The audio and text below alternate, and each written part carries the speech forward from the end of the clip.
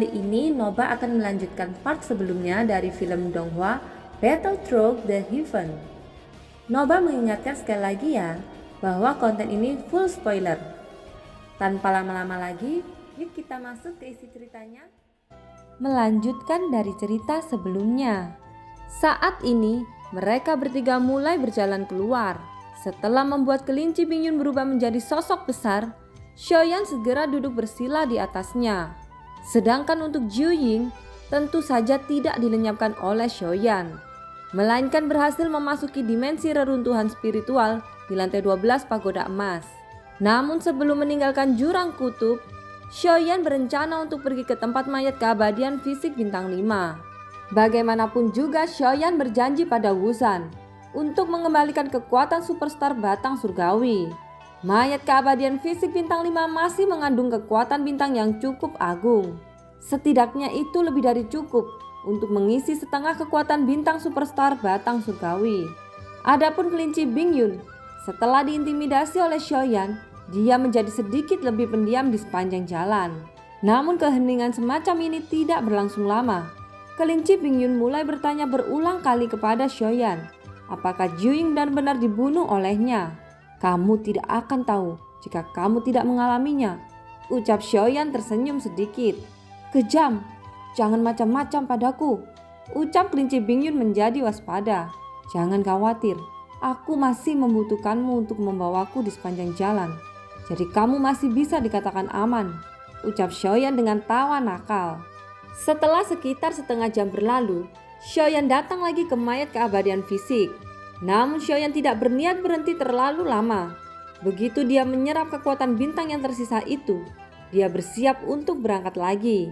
"Senior, aku masih harus mengucapkan rasa terima kasihku padamu. Aku bukan keluarga Yuan Shen dalam hidupku, tetapi aku tidak akan pernah melupakan bantuan yang diberikan Yuan Shen padaku. Jika memungkinkan, aku akan menghidupkan kembali garis keturunan keluarga Yuan Shen," ucap Xiaoyan membungkuk sedikit ke arah mayat keabadian fisik bintang 5. Setelah berbicara, Xiaoyan bersiap pergi dari tempat ini. Namun tepat ketika dia akan pergi, tiba-tiba saja suara kuno masuk ke dalam jiwanya. "Junior, bisakah kamu melakukan apa yang kamu katakan?" tanya suara kuno itu. Xiaoyan tiba-tiba terkejut. Suara itu seperti guntur di telinganya. Saat ini Xiaoyan merasa bingung. Dia sudah menggunakan kekuatan jiwanya untuk mendeteksi mayat keabadian fisik, dan jelas-jelas tidak ada jiwa yang tersisa di mayat itu. Terlebih lagi suara ini bukanlah milik Jimmy yang pernah dikalahkan oleh Xiaoyan sebelumnya. Jadi suara ini pasti berasal dari mayat keabadian fisik di depannya. Setelah berpikir sesaat, Xiaoyan membuka mulutnya untuk berkata, "Junior ini secara alami akan melakukan apa yang sudah dikatakan," ucap Xiaoyan dengan sungguh-sungguh.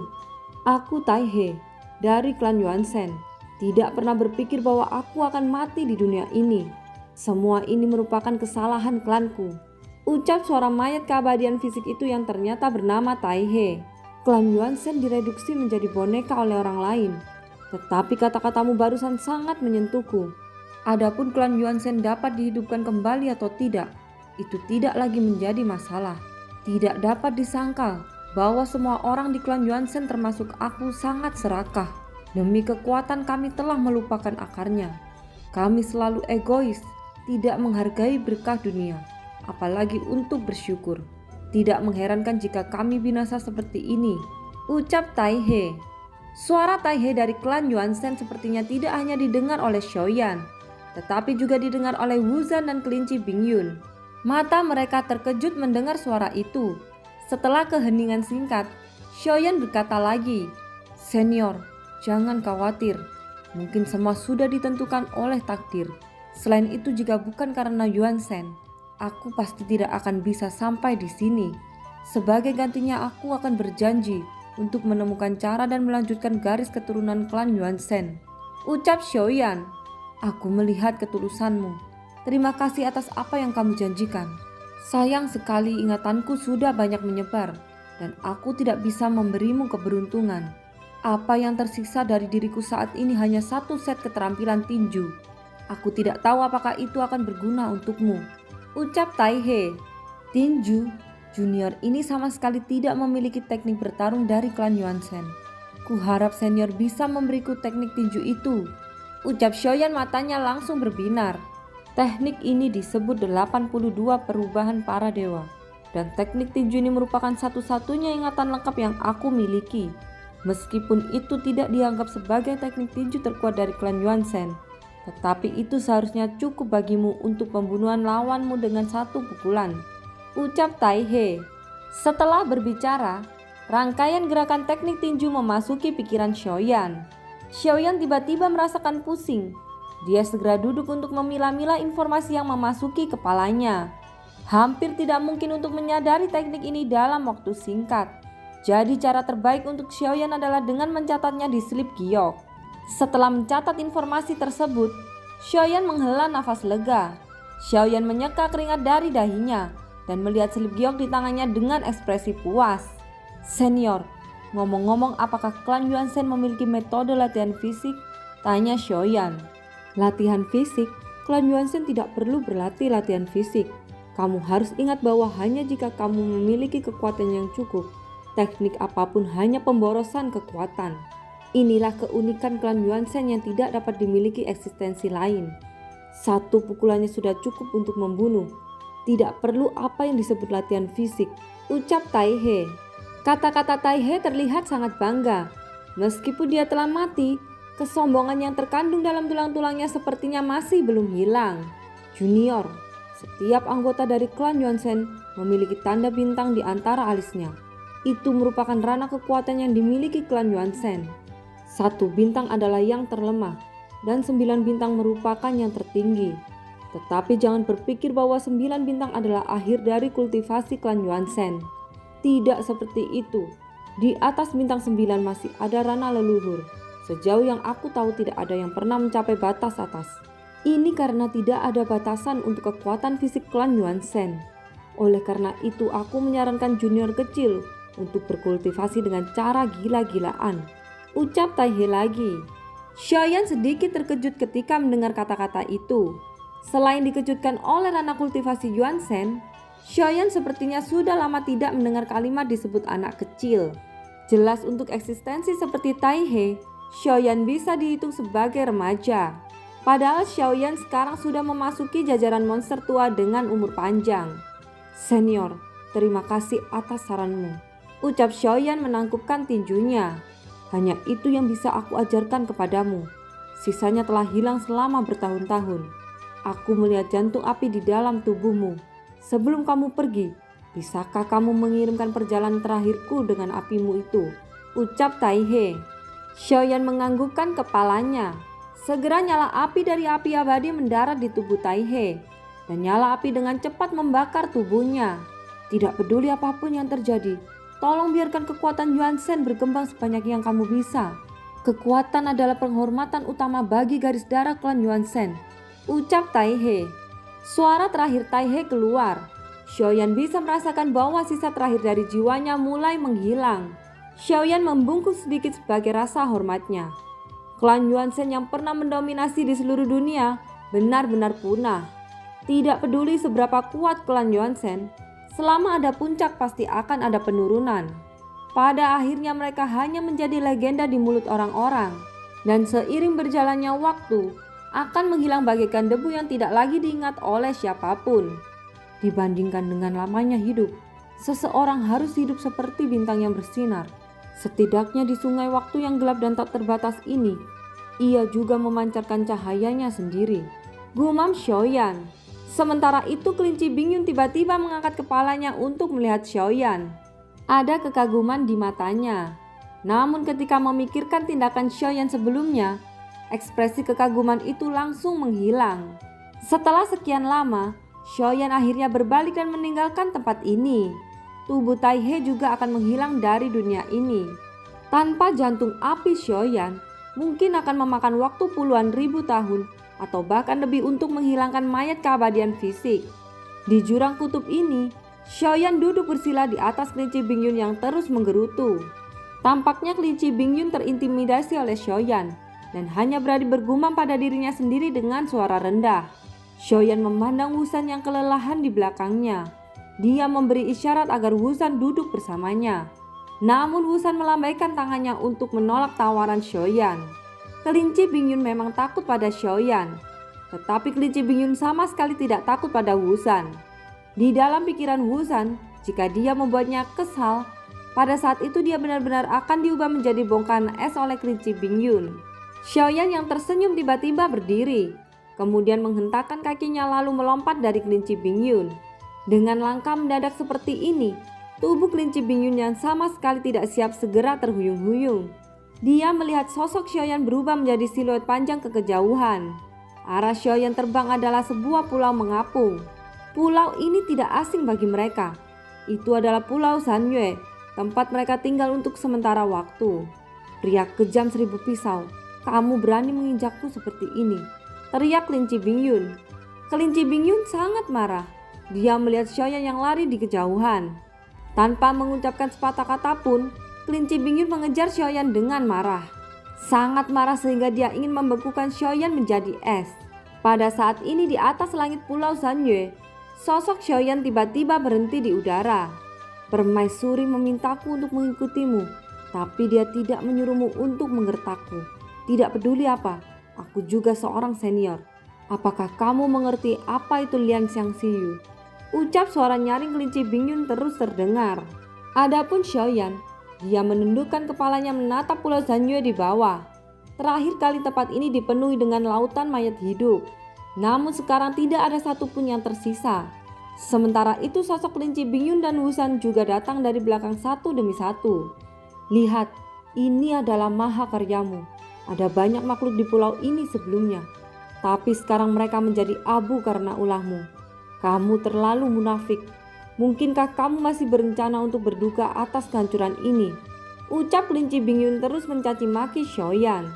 Adapun Xiaoyan, dia hanya melirik Pulau Sanyue yang seperti sepotong arang.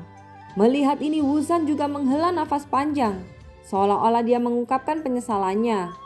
Sayang sekali, gumam Xiaoyan.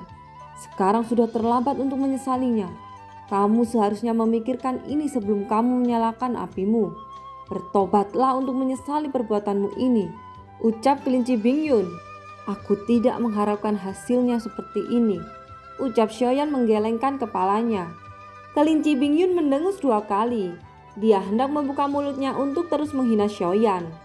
Akan tetapi Xiaoyan tiba-tiba berkata, aku tidak menyangka bahwa kekuatan apiku begitu kuat, sehingga aku bahkan tidak melihat cincin penyimpanan yang tersisa dari mereka, ucap Xiaoyan. Kalimat ini sontak membuat kelinci Bingyun dan Wuzhan menoleh secara tiba-tiba.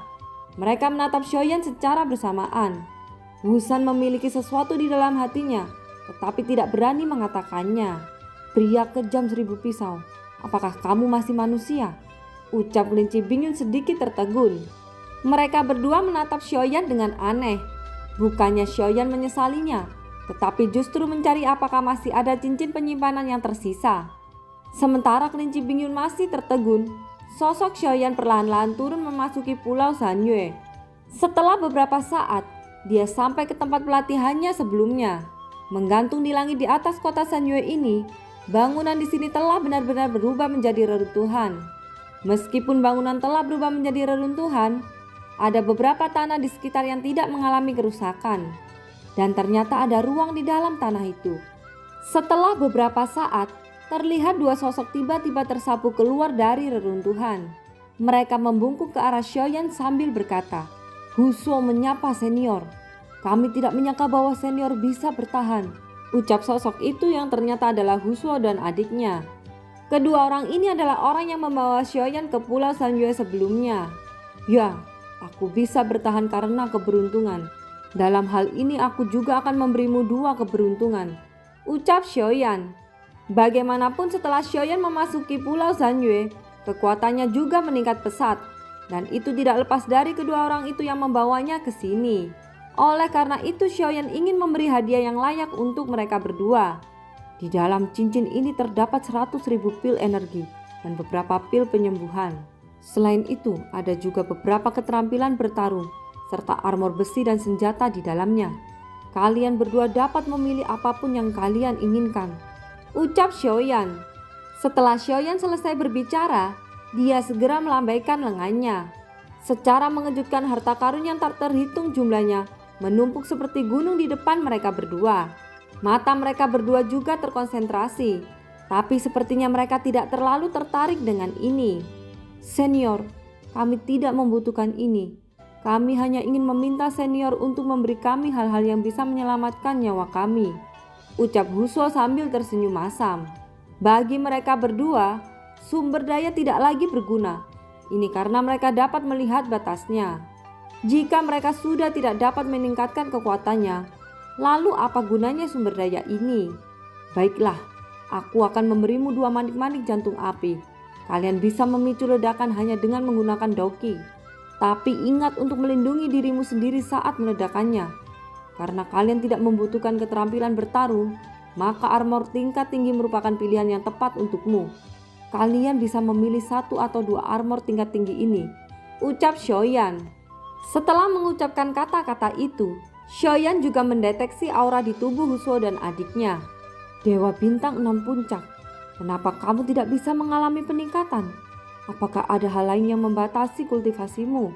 Tanya Shoyan. Huso sedikit mengangguk ketika mendengar kata-kata itu. Namun dia tidak menceritakan tentang penyakit lamanya di dalam tubuhnya. Sudah bertahun-tahun sejak kekuatannya berhenti. Dia bahkan menyerah untuk menyembuhkan penyakitnya. Melihat Huso yang menyembunyikan cederanya, Shoyan menghela nafas panjang. Dia berkata, "Duduklah, karena aku sudah bilang aku akan memberimu keberuntungan, maka aku tidak akan mengingkari janjiku," ucap Shoyan. Setelah itu Shoyan mengeluarkan api di tangan kanannya. Melihat nyala api itu, Huso menatap Shoyan dengan keterkejutan di matanya. Dia menggertakkan giginya dan memilih untuk mempercayai Shoyan. Ada racun melahap jiwa di tubuhmu. Racun ini menembus jauh ke dalam Merdian. Memang benar bahwa kekuatan biasa tidak akan mampu mengusir racun melahap jiwa ini, ucap Shoyan. Sinar api Shoyan menyembur keluar, lalu menembus ke dalam tubuh Huso. Sedangkan Huso langsung berkecil hati setelah mendengar ini. Jangan khawatir, aku bisa mengeluarkan racun ini untukmu. Namun prosesnya akan sangat menyakitkan. Kamu harus menahannya, ucap Shoyan. Ketika Huso mendengar bahwa Shoyan bisa menghapus racun ini, tiba-tiba dia membuka matanya lalu mengangguk serius. Dia sudah melakukan berbagai cara untuk menghilangkan racun ini. Namun usahanya tidak membuahkan hasil. Justru karena racun inilah kultivasinya terhenti. Jadi ketika dia mendengar bahwa Shoyan bisa mengeluarkan racun di dalam tubuhnya, bagaimana dia tidak bersemangat dengan harapan ini? Senior, tidak perlu meragukanku. Yakinlah bahwa aku bisa menahannya, ucap Huso. Namun setelah dia berbicara, tiba-tiba saja dia menjerit keras. Jeritan menyakitkan Huso bergema di udara. Racun pelahap jiwa di tubuhnya berubah menjadi energi hitam dan terus-menerus dipaksa keluar dari tubuhnya oleh jantung api Shoyan. Setelah setengah batang dupa, jeritan menyakitkan Huso berangsur-angsur menghilang dan sosoknya sudah tak sadarkan diri. Lihatlah, dia mengobati orang dengan cara yang kejam. Itu adalah cara yang tidak mempunyai rasa kasihan terhadap siapapun, ucap kelinci Bingyun yang berada di samping, tidak lupa untuk berdongeng. Shoyan segera berbalik, lalu mengangkat tangannya ke arah kelinci Bingyun. Melihat tindakan Shoyan, kelinci Bingyun segera bersembunyi di belakang Wusan. Setelah membuat kata-kata mutiara, kamu hanya bisa bersembunyi di belakang orang lain.